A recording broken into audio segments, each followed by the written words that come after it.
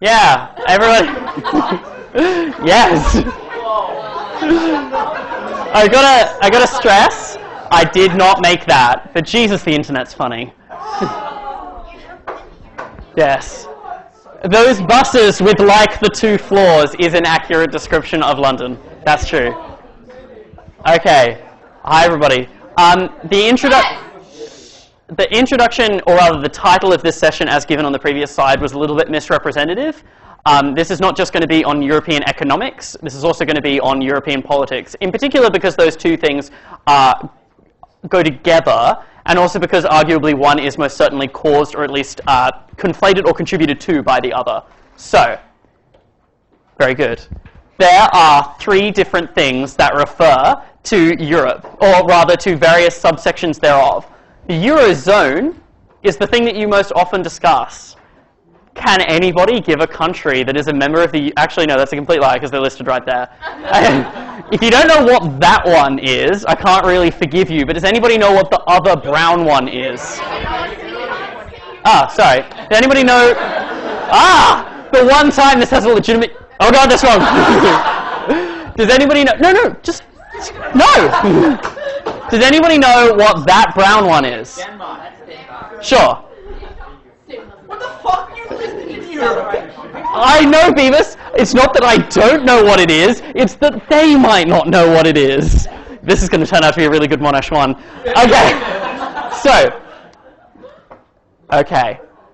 Ignore the large amount of the words that are written the color coding is confusing. The thing that you really need to know is that all of the countries in blue are members of the Eurozone, and all of the members that are different colors from blue are members of the European Union, but are not members of the, are not fully indoctrinated into the Eurozone. Some of them use the euro, some of them don't use the euro. That just adds to the confusion of the fact that some of them are members of the Eurozone and some of them aren't.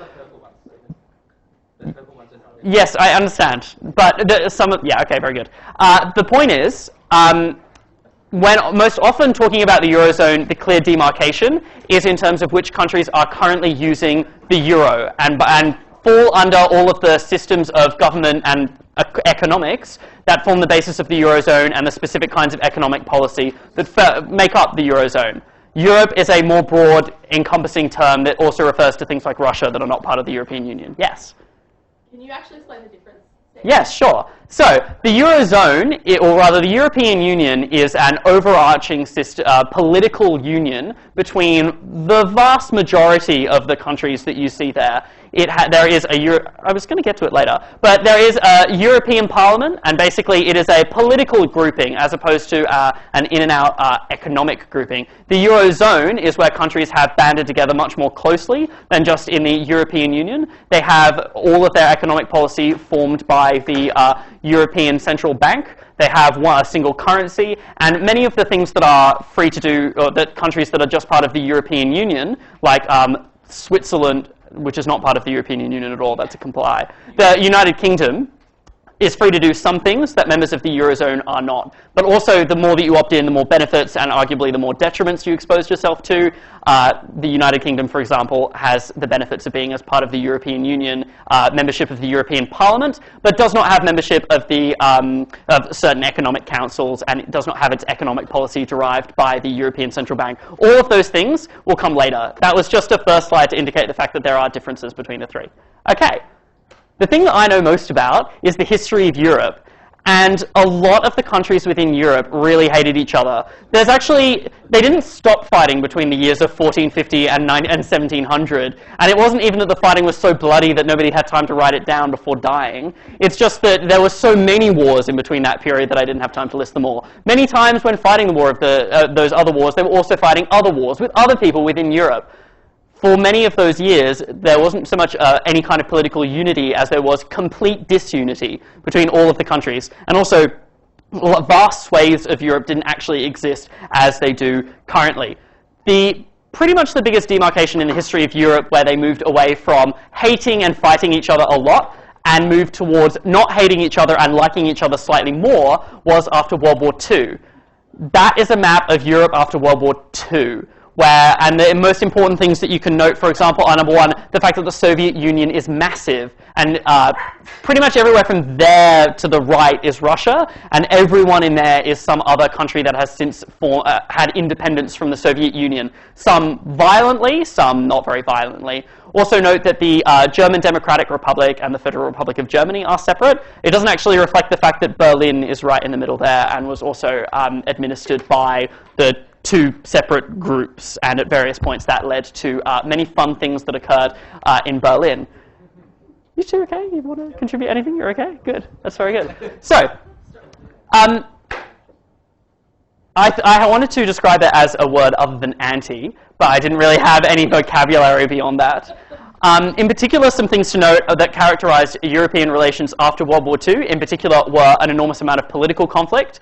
In World War II, the Allied nations were allied with the Soviet Union, and it wasn't actually called the Soviet Union then, it was called the RSFSR, but together they brought down Nazi Germany, and afterwards divided, or rather, Russia just took the vast majority of Eastern Europe for itself, and then they divided Germany into 4 administered zones. 3 of those administered zones were eventually then joined together in the Federal Republic of Germany, being the happy capitalist paradise. The remaining quarter that was previously administered by the Soviet, or what then became the Soviet Union, was called the German Democratic Republic, that became the evil communist haven of awfulness that has characterized very much of Germany's history for then the next 40-odd years. Also, other things that were anti in regard to Europe were in particular a lot of conflict within North Africa and the Middle East. Things in particular, if you are interested in that kind of period, are to look at the Suez Canal crisis, negotiations with the OPEC, one of the oil-producing nations in the Middle East, and in particular, like the Cold War politics that existed with almost all of the countries that existed behind the Iron Curtain, which is what the Soviet Union was referred to, or all of the buffer states that Russia took control of after World War II. Obviously, after 1945, nobody really had any power to do anything because they had spent all of their money over the last 7 years trying to repel or fight various wars with people. Pretty much everybody, most especially the United Kingdom, had their entire infrastructure, both economic and social and political, destroyed, and had virtually nothing. And this is actually where the origins of European political unity and economic unity come from. It's the idea that Europe after 1945 needed to band together as opposed to kind of divide and conquer, because there was literally nothing left for them to conquer anymore. It was all gone. That most especially, at least one of the earliest kinds of things that was pursued, I guess, as a whole European idea was the Marshall Plan. Does anybody know what the Marshall Plan was, except for those two people? Go ahead. The US giving money to Greece and Turkey in particular to stop the communism. That's one interpretation of the Marshall Plan. No doubt a valid aspect, like economics and politics going on significantly. Or what else was the Marshall Plan? Just money for reconstruction and things destroyed. Yeah.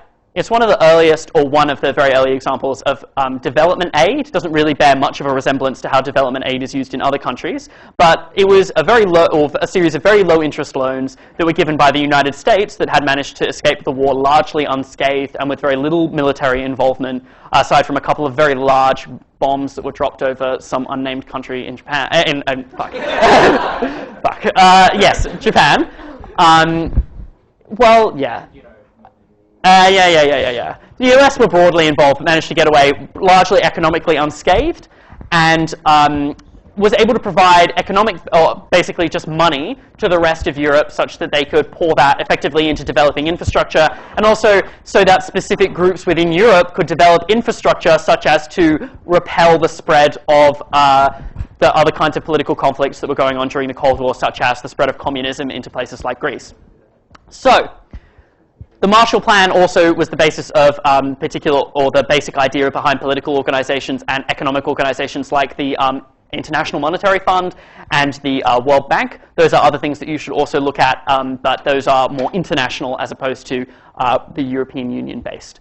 The other things that you should look at, especially if you are more interested in the social conflicts that were going on and that would kind of characterize the next 40 or 50 years, in particular the kinds of social conflict with the breakdown of Yugoslavia and Czechoslovakia. You can also look at things like the, and I'll get onto that in a little bit later, but also in terms of the interaction between Turkey and some of the other states. Armenia is the negotiations or relations between Turkey and Armenia are very interesting.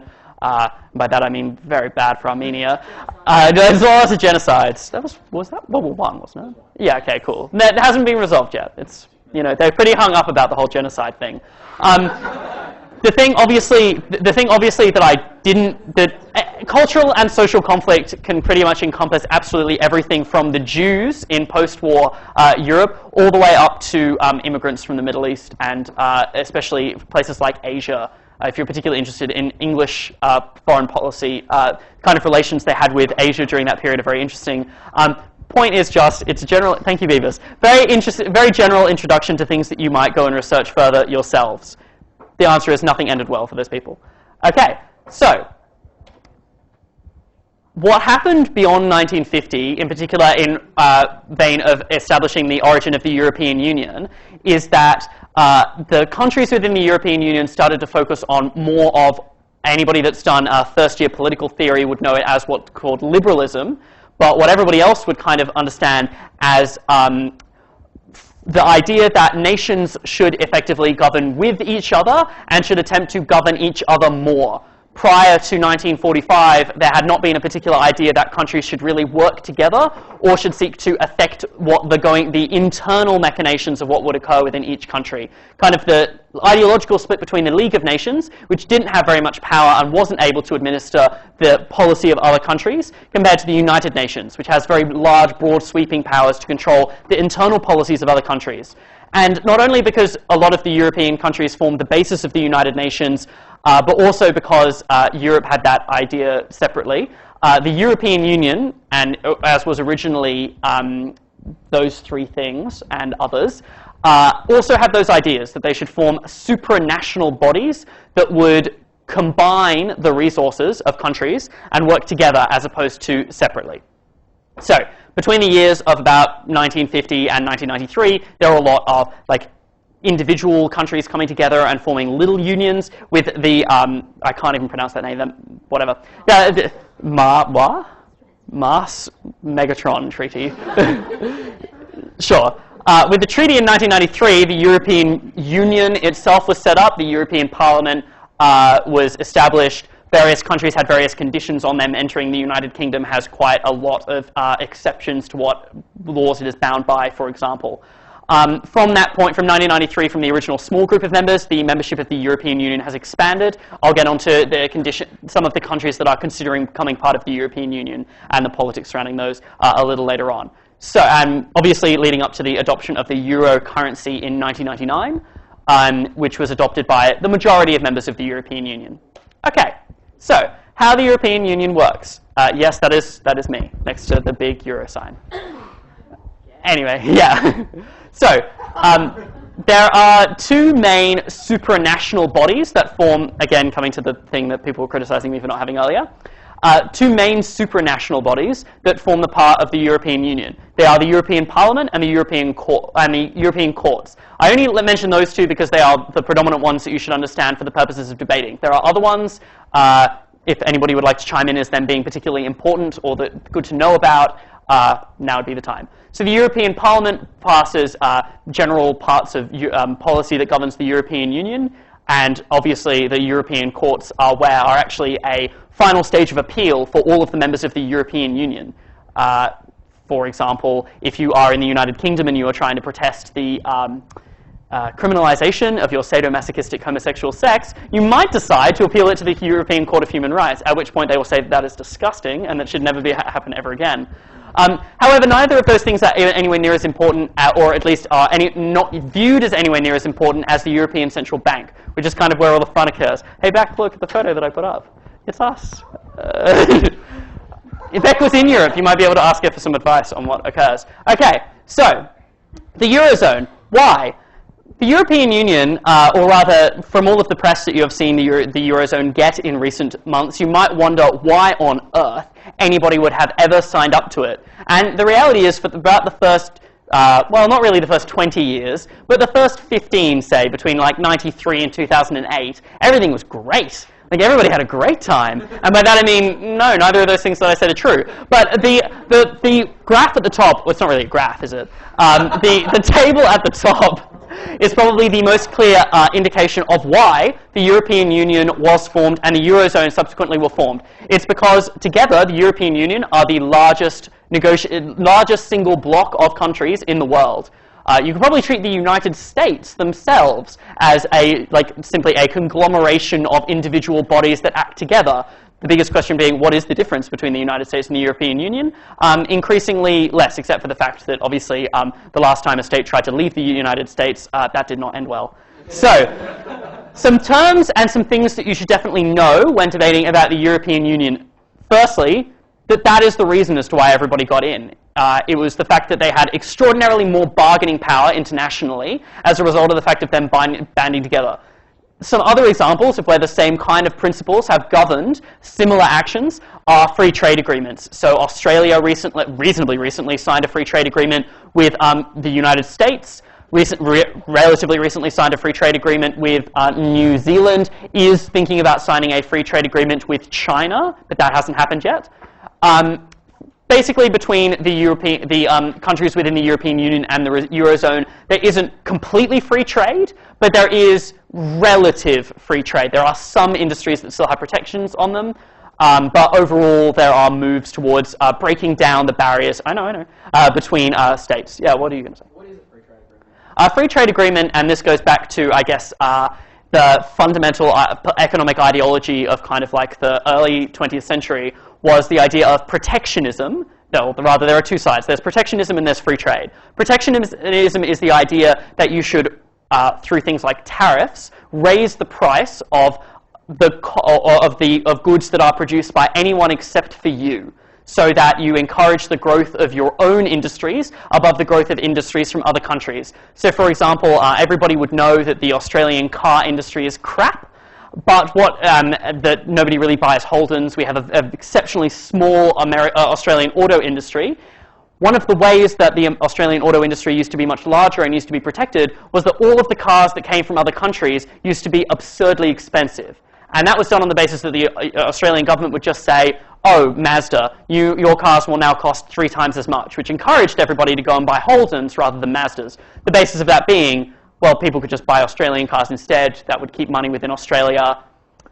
The ideological shift from protectionism towards free trade was often done on the idea of the second term there, which is the idea of a comparative advantage. So the idea being that some countries effectively do things better or are able to produce things for cheaper than other countries. So China, for example, has an exceptionally massive rice market, but Victoria actually still produces quite a lot of rice itself.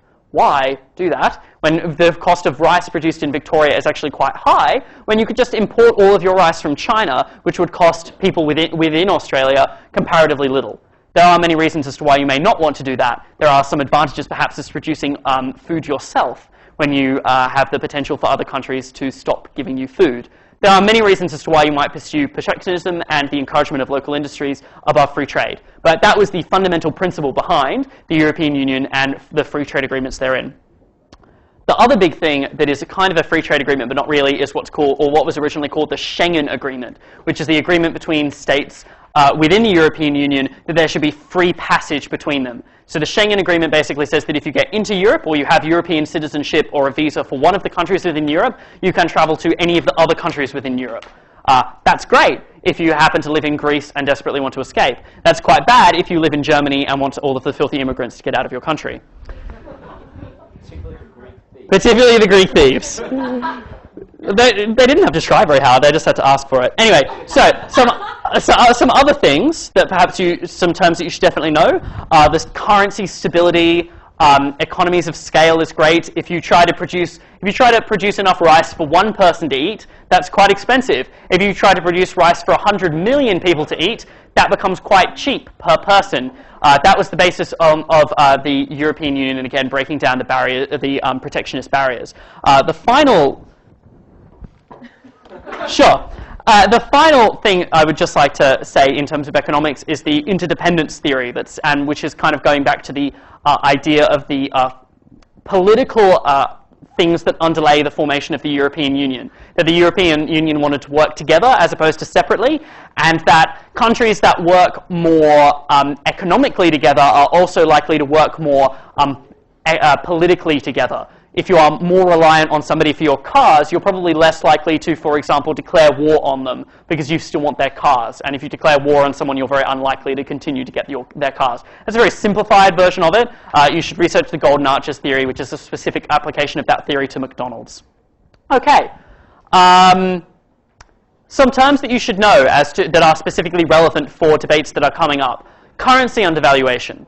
So, and I would ask people what this means, but I'm running out of time. So, Germany, for example, has a motivation to stay part of the European Union because the more that crappy countries stay part of the euro, the more that the value of the euro decreases. I don't really have time to get into how currency valuation works, but in very broad terms, the stronger your economy, the higher your currency is worth. The weaker your economy, the less your currency will be worth. Has a lot to do with demand and how much of your goods people want to buy, and the fact that they have to have your currency in order to buy your goods.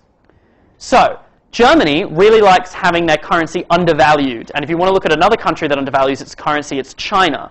So Germany wants its currency undervalued because it means that all of its goods become comparatively cheaper, as opposed to the fact that if the Deutschmark still existed, Germany's currency would be ranked much, much higher than it is currently as a result of the fact that euro is kind of like an average currency amongst all of the European countries, and the fact that the Deutschmark would just be a currency for it.